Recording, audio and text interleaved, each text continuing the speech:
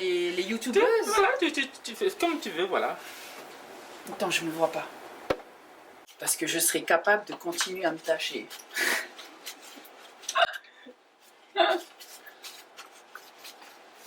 C'est vraiment trop belle.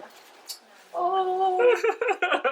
Yana tout le monde, dans cette nouvelle vidéo make-up interview, j'ai comme invité Amy O'Brien. Yorana. Alors elle va nous parler un peu de son histoire, de son parcours. Donc regardez cette vidéo pour savoir, pour connaître un peu plus sur elle et pour voir le make-up. Allez, à tout de suite. À toutes. Alors pour ceux qui ne la reconnaissent pas, Emio a été Miss Ménéméné, quelle année? 2015. 2015. En 2015, oui. Elle Il y a eu un changement. Un changement. Un grand changement. Et oui, et ce changement, il est dû à une décision que j'ai prise en fin 2016. En fait, j'avais beaucoup d'amis autour de moi qui me parlaient de l'opération de la sleeve. Et j'ai beaucoup écouté, beaucoup observé. Au début, je ne me sentais pas du tout concernée parce que je m'aimais bien avec mes rondeurs.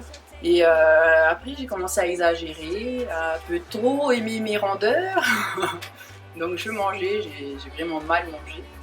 Mauvaise hygiène alimentaire et ensuite ce poids est devenu un frein. Et j'ai commencé à subir mon obésité. Et j'ai dit stop. Mais quand tu dis que tu as commencé à subir, c'est qu'avant, tu étais... J'ai toujours été ronde, hein. J'ai jamais été mince. Depuis petite, j'étais costaud. Ensuite, l'adolescence, j'étais ronde. J'avais un petit peu maigri à un moment donné quand je suis entrée dans la vie active, mais je gardais quand même des formes. Ensuite, je me suis mise en couple et voilà quoi, l'accident. J'ai repris le poids que j'avais perdu montant dans la vie active et comme on dit qu'on est amoureux, qu'on est heureux, on mange bien. Ouais, je mangeais trop bien.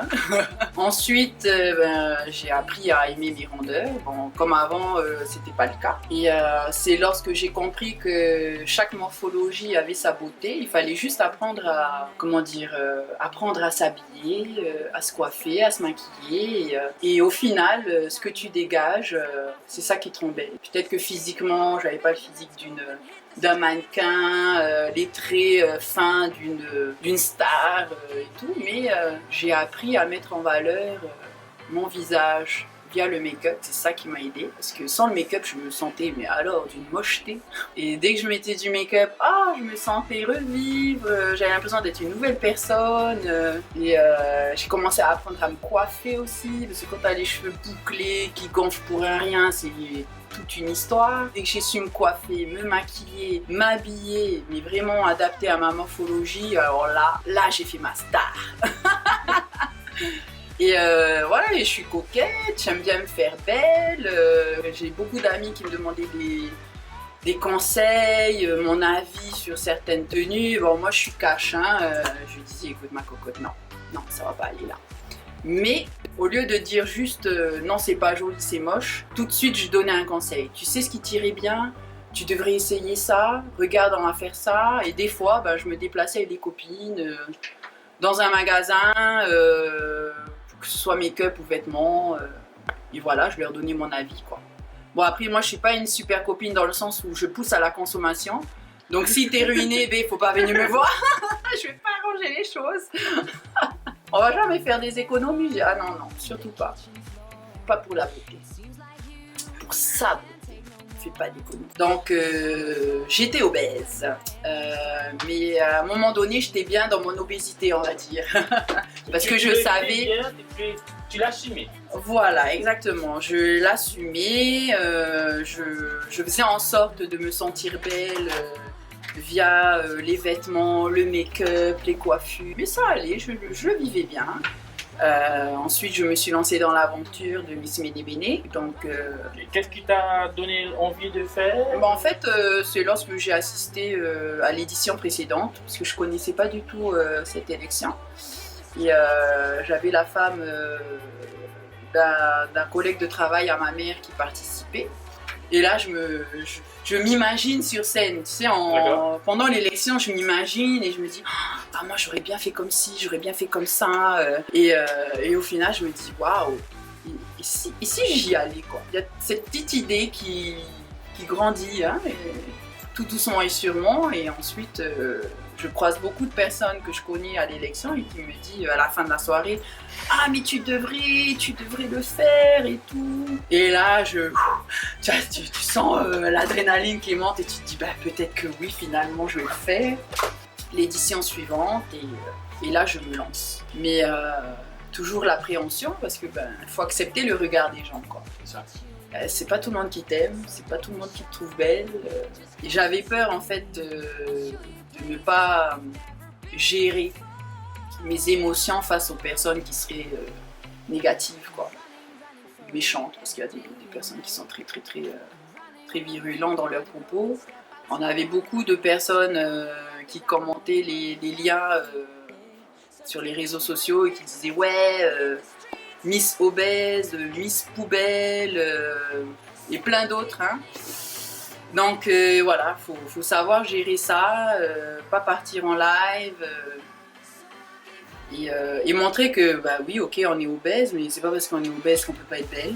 Cette élection n'est pas là non plus pour dire ok, vous êtes obèse, mais ça fait rien, continuez comme ça. Non, c'est juste vous avez le droit de vous sentir belle, vous avez le droit d'avoir une élection à vous, et en plus c'est pas du tout la même ambiance qu'une élection comme Miss Traity, par exemple. Traity, c'est très médiatisé, très sérieux, t'as un budget, t'as une image à cultiver, il y a tout un truc, alors que Miss Méné Méné, attends, t'as pas de régime à faire, on te demande même pas de maigrir. C'est ça, attends. On te dit, ben non, reste tel que tu es, ne maigris pas. Quoi d'autre, voilà, c'est... Non mais, oui. Voilà, c'est... Et j'atterris à la première place. J'avoue que ça fait du bien d'être reconnue comme l'une des plus belles rondes de l'élection, parce qu'il y en a plein d'autres. Mais c'est dommage que, comme elles n'ont pas confiance en elles ou elles n'assument pas forcément leur rondeur, donc elles ne participent pas à l'élection. Mais il y a tellement de belles rondes en Polynésie, franchement, j'en croise des fois. Et des fois, si j'ai l'occasion de pouvoir entamer une discussion, je dis « Ça t'intéresse pas d'aller à l'élection ?»« Ah non, tu sais, je m'aime pas. » Je dis « Non, mais t'es trop belle, il faut que tu y ailles. » Donc voilà, c'est dur de trouver des femmes qui s'assument. Il y en a plein qui sont belles, mais elles ne s'assument pas forcément. Donc voilà. Donc j'ai eu de la chance d'être la Miss 2015. Ça m'a encore plus donné confiance en moi. J'ai rencontré des gérants de la boutique Bamboo Culture qui recherchaient un modèle pour Thaïlande. Et c'était l'un de mes premiers shootings. Parce que voilà, il n'y en a pas beaucoup qui recherchent des rondes dans ce domaine-là. Donc premier shooting, oh là là, qu'est-ce que c'est top. Enfin, moi j'aime beaucoup ce milieu, make-up. Et à force d'en faire, voilà, tu es de plus en plus à l'aise avec que ce soit la caméra ou l'appareil photo. Et j'ai eu beaucoup de personnes qui m'ont envoyé des MP, des personnes que je connais pas du tout et qui m'ont envoyé des messages. Pour moi, tu es l'une des plus belles Miss qui a été élue et autres. Alors moi j'étais carrément oh, what? Ça y est, je me sentais plus. Limite, je rougissais en lisant le message. Je dis, waouh, c'est de moi qu'on parle. Je dis, waouh, faut que j'arrête parce que sinon après tu te sens plus. Mais voilà, je voulais que les gens, tout au long de mon parcours, me reconnaissent. Le changement, je voulais qu'il se passe dans l'épanouissement. Plus, elle a l'air plus épanouie. Je préfère que ce soit ce changement-là qu'un autre changement, genre, elle a pris la grosse tête ou elle se la pète. Après, j'ai pris beaucoup de poids, un peu trop. Après l'élection. Après. Oui. Alors, avant ça, en tant que femme ronde, pendant l'élection, le passage maillot de bain. Alors, c'est un passage que tout le monde redoute. Moi, même les Miss, d'ailleurs, Miss Traity, les Miss Traity, elles redoutent. Mais parce que bon, t'es en petite tenue et là, tout le monde te regarde et passe le rayon X, quoi. Hein. Ce qui m'a aidée, c'est de me dire que c'est une élection pour les rondes.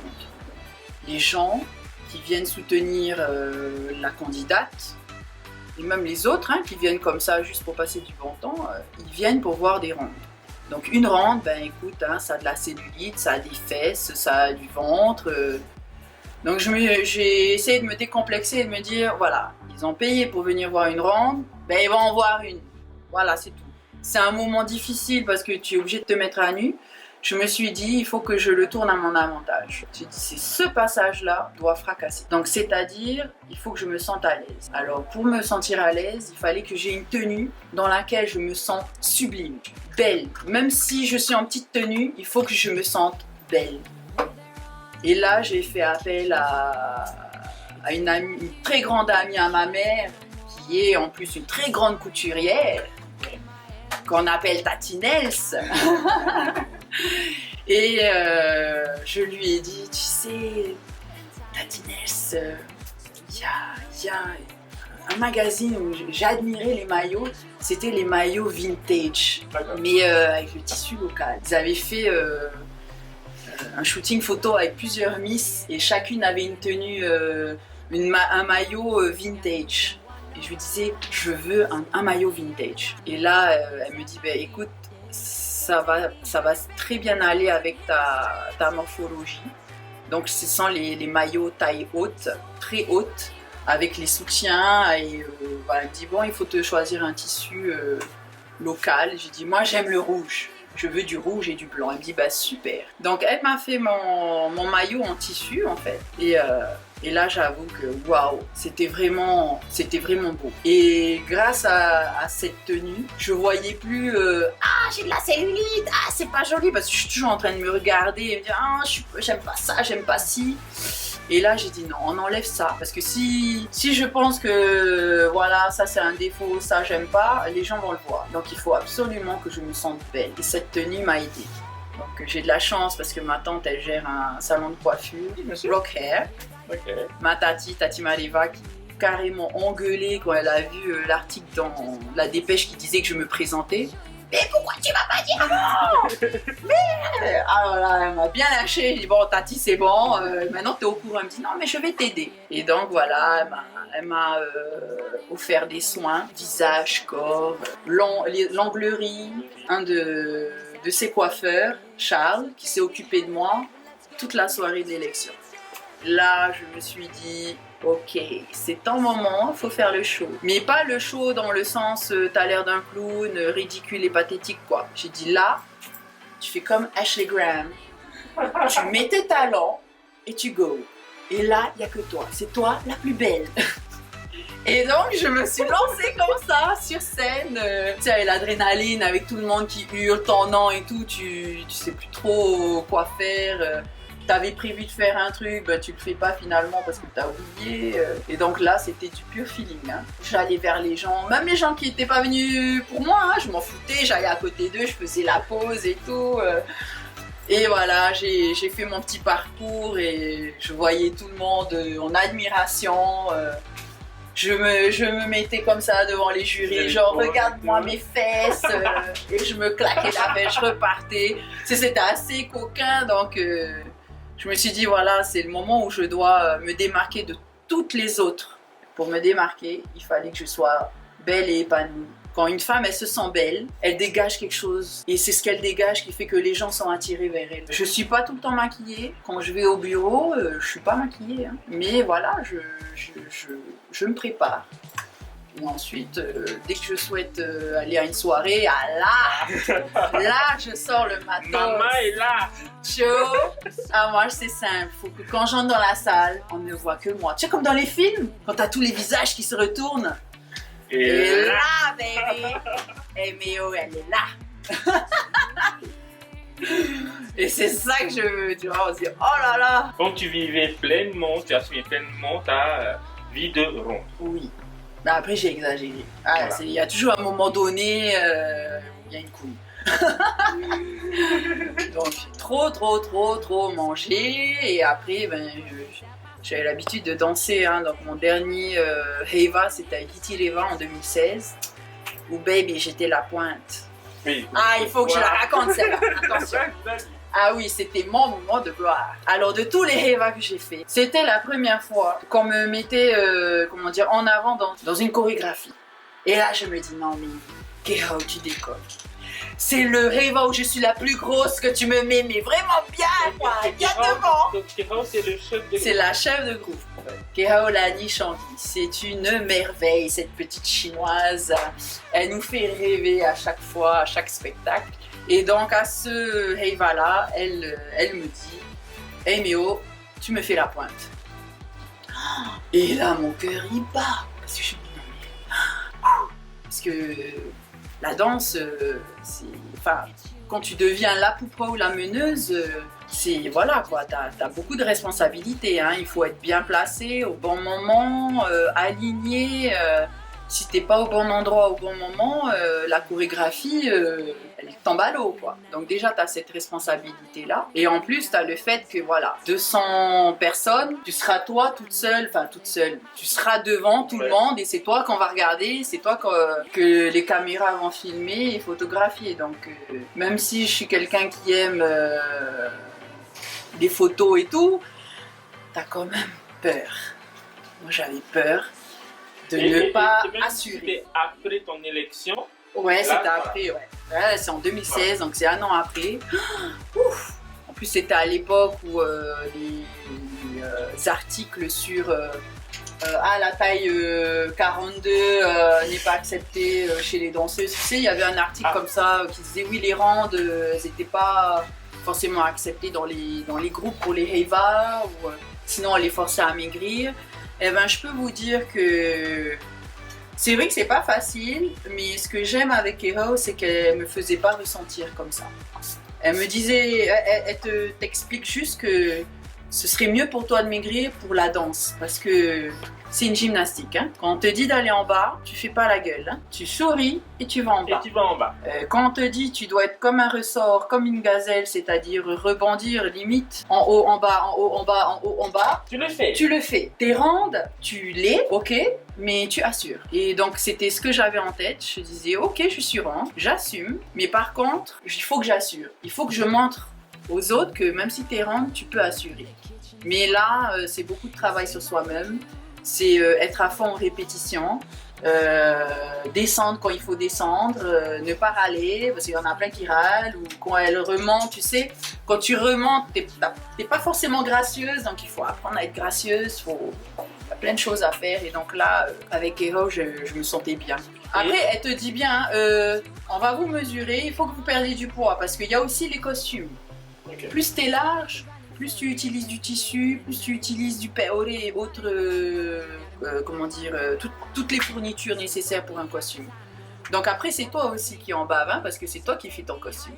Donc plus t'es rande, plus t'as du tissu, plus t'as des choses à faire, plus t'as des décos. Et en plus, elle a de très beaux costumes faits par notre Tati Nels. Donc si t'as envie d'être belle dans ton costume, tu fais des efforts, on ne te demande pas d'être, comment dire, moins 30 kilos d'un coup, hein. On te demande au moins de faire un effort, que ce soit et pour ta capacité à pratiquer la danse, à être endurante et à être belle aussi quand tu danses. Parce qu'il y en a qui dansent et elles ont des sales gueules, quoi. Parce qu'elles subissent, tu vois, elles sont...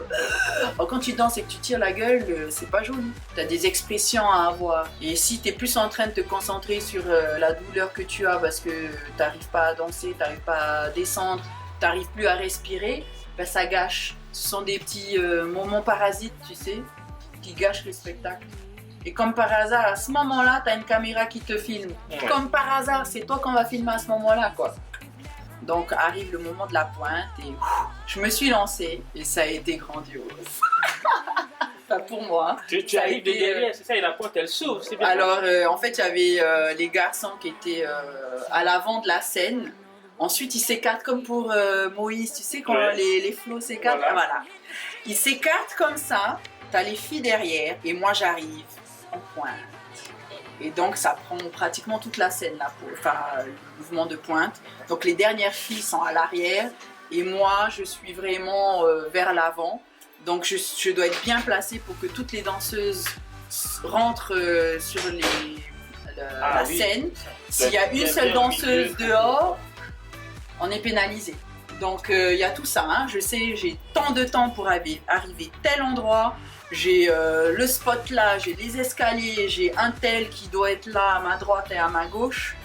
Donc tout ça a un timing. Et tu suis ton pré, tu connais par cœur ton pré, tu sais exactement où et quand tu dois arriver à tel endroit.